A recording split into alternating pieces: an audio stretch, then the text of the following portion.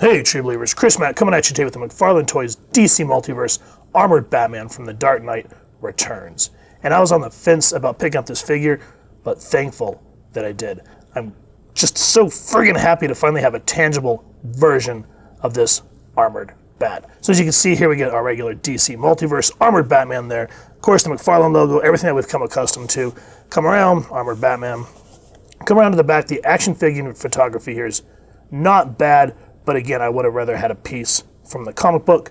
There's also the figures from the Wave, so I'll make sure to get a close-up so you can check that out at your convenience. Come back around to this side. And I like that they put it on the side. I've said this 1,000 times, and feel free to make fun of me down in the comments, but I like this when you're looking on the peg. You don't have to keep digging. It's just there to help you find it. Nothing on the bottom, just a little window there on the top. So with that said, let's get Mr. Wayne out of the packaging and get a closer look at this bat. Here's the Dark Knight out of the packaging. As you can see, once you get him out from behind that plastic, that armor really starts to pop and shine once you start posing him around.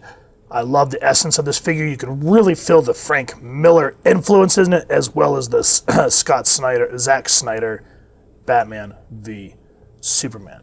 There is a lot to love with this figure, and there are, of course, a few things that may drive you up the wall and frost you. So with that said, let's get him off the spinner and take a closer look at what this figure has to offer.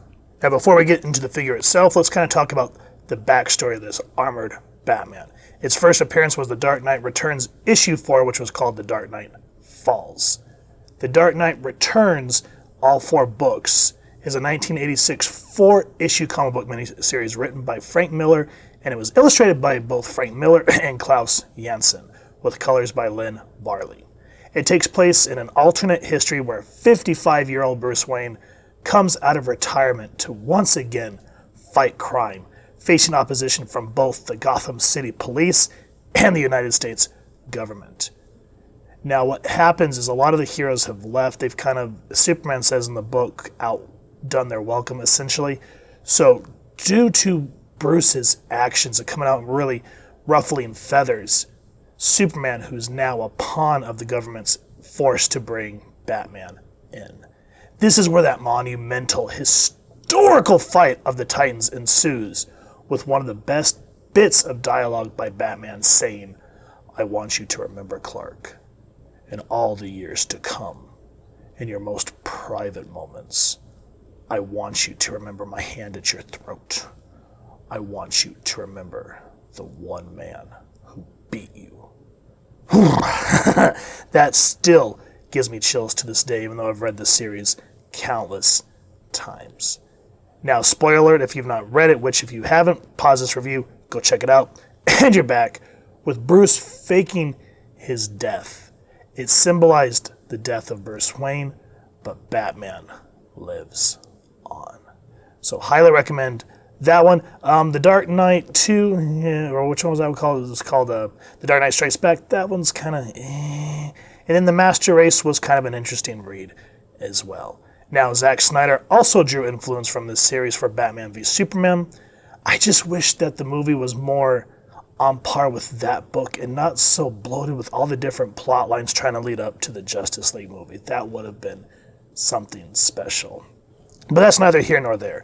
That's backstory of this figure. Now let's talk about the accessories that it comes with. Here's the trading card. The figure photography, as we see, it doesn't look too bad. It's kind of a nice shot, don't get me wrong. But again, we want to put these in our card book, so I'd rather have a piece from the comic book in and of itself, or maybe like an original Todd McFarlane rendition, or something like that would have been really cool. Flip around to the back, there's the read-up for you, so I'll pause it so you guys can check it out at your convenience. Now, he also comes with, just like every other DC figure, the mandatory DC stand that we've seen 6,000 times. Which, again, yeah, it's frustrating, but if you're going to put him on a shelf, excellent thing to have. He also comes with 2 grabby hands. So that's kind of cool. The gunmetal gray on it is absolutely beautiful. Now the question is can we focus? Yes, we can, sort of. The dark gunmetal gray colors on it are absolutely phenomenal. Sculpted really well. Looks beautiful and matches the other two hands, of course. I get that. Reminds me of Hellraiser. Come to daddy. But yeah, with that's all the accessories. I kind of wish that they would have given him a batarang or a grappling gun, but he didn't have those in the book, so c'est la vie. Now, as for the figure himself, love the mask. And that was one thing I did like about Batman v Superman is the design team really did go above and beyond to make that suit make it look relatively close to the comic book. Love the barreled chest look, like, it's not supposed to have definition. This was Batman going against the Man of Steel, so Bruce just needed something that was going to protect him for an X amount of time until he faked his death. And you could see all the little intricate damage in the suit. Looks beautiful. Shoulder pads look great. That dark gray just looks good. Skin tone and all a little bit of shading in there looks great. The white eyes. The short ears, I always prefer the short ears. I don't know. The long ears, it depends. So when I'm reading a Batman story, if it's going to be like a very noir, like psychedelic, like Grant Morrison's House on Haunted Hill, which was Arkham Asylum, then if it's exaggerated, sure. But if you're kind of just going for OG, like street level stories like this, then the short pointed ears just really work. Like that ring around the neck. Utility belt looks great. And again, even though this is plastic, I like that, where I guess he would be sort of exposed does look like cloth. Good stuff there. Of course, got to protect the family jewels.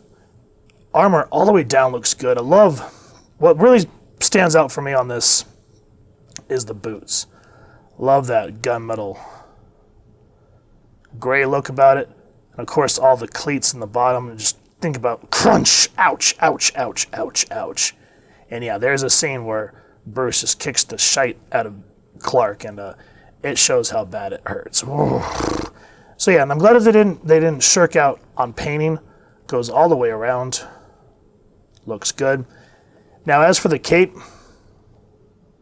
I love that again. Even though this is plastic, you kind of get that glimmer. Of course, the pointed edges. I just wish that we could stop with the rubber, plastic, whatever you want to call it, and just start doing the cloth bendy wire, especially considering the fact that Mafex is kicking ass, and all these other companies are wanting to save on plastic. It's like, if you're going to do that, then can you give us cloth capes with bendy wire in it? It shouldn't cost that much, but whatever. At least it looks good, and I appreciate that, especially that nice twinkle in the light of it. Just that shimmer looks great. Now, as for the articulation, I'm surprised. When I saw him on the peg, I was like, yeah, this guy's going to be stiff as a board. But my expectations were subverted in a good way. So you look down about that much. The head, I think it's on a dumbbell joint, and I've been messing with him a lot, so mine's loose. But you can look up that much, down that much, and because he's kind of loose, he has a lot of play. Turn that way. Turn that way. So I'm glad that the neck thing here doesn't cause, there's a little bit of stoppage, but at least you can kind of do that way. He gets the full articulation on the arms, up that way, up that way. And he rotates not at the bicep, but at the elbow, which is cool because you at least get a 90-degree angle on the arms. The hands, they're a little frustrating, but they do have a thing. I just got to warm it up because it's stiff as shit. So pop that bad boy back in there. So he does go up and down. It's just pain in the ass to do. Does spin 360 that way. Does pivot there, but because of the big armor, he doesn't have an ab crunch just there at the thing. He can go down that much, about that much.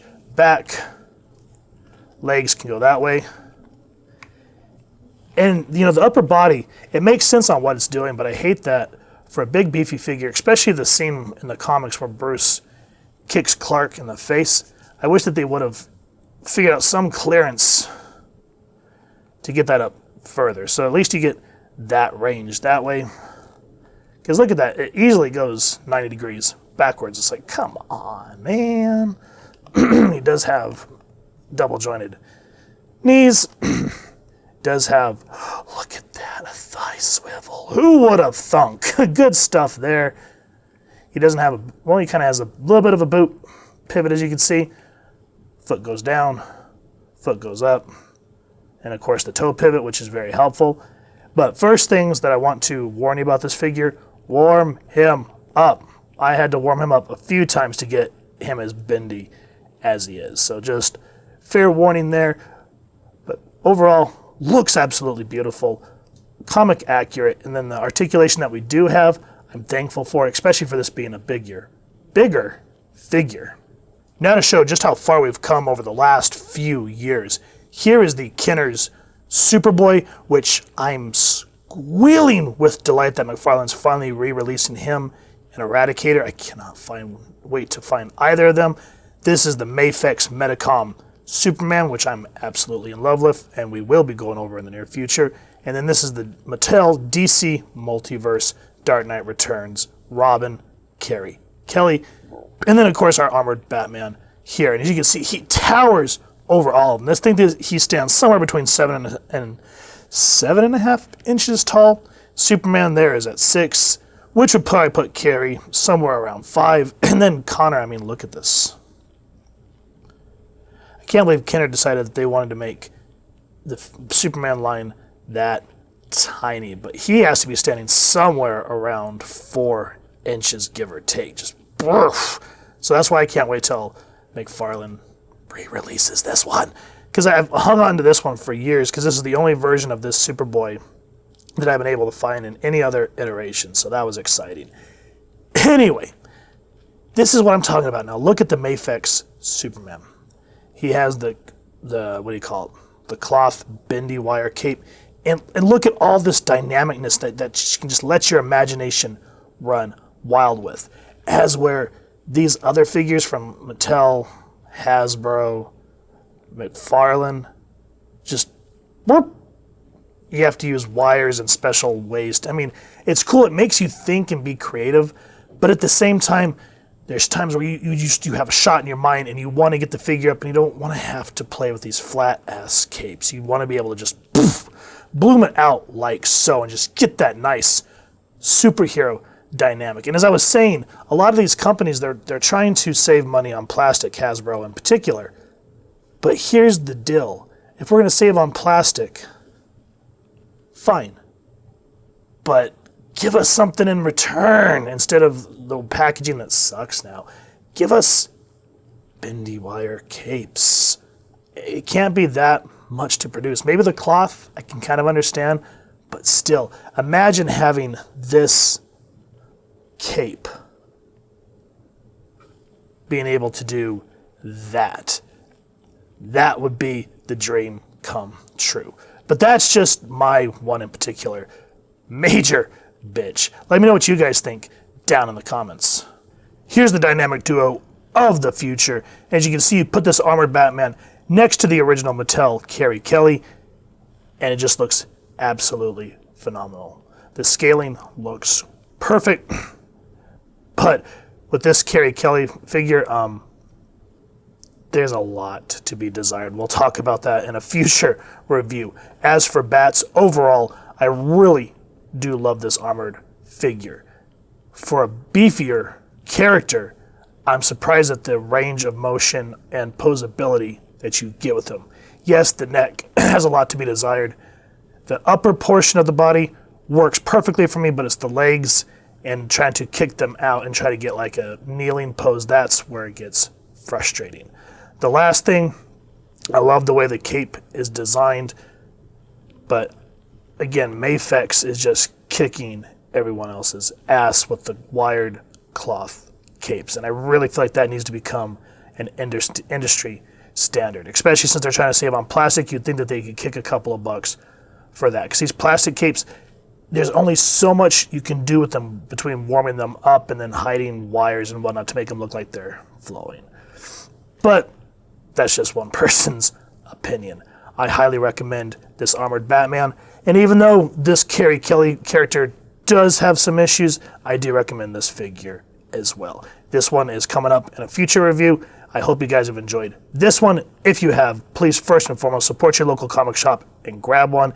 If not, you can talk about the places at the beginning of the review where you can pick it up. And if you've enjoyed this review, we really would appreciate if you take a moment to like, share, and subscribe. Helps the club channel more than you could possibly know. And if you won't mind hitting that fancy little bat bell next to subscribe, that way we can upload content, you guys get notified. Come to the channel, and we love talking with y'all and hearing your thoughts and feedback down in the comments below or our social media pages, which I'll make sure to leave the links down in the description. So with all that said, photo slideshow coming up next. Hope you all continue to have an absolutely amazing day reading, and happy hunting, true believers.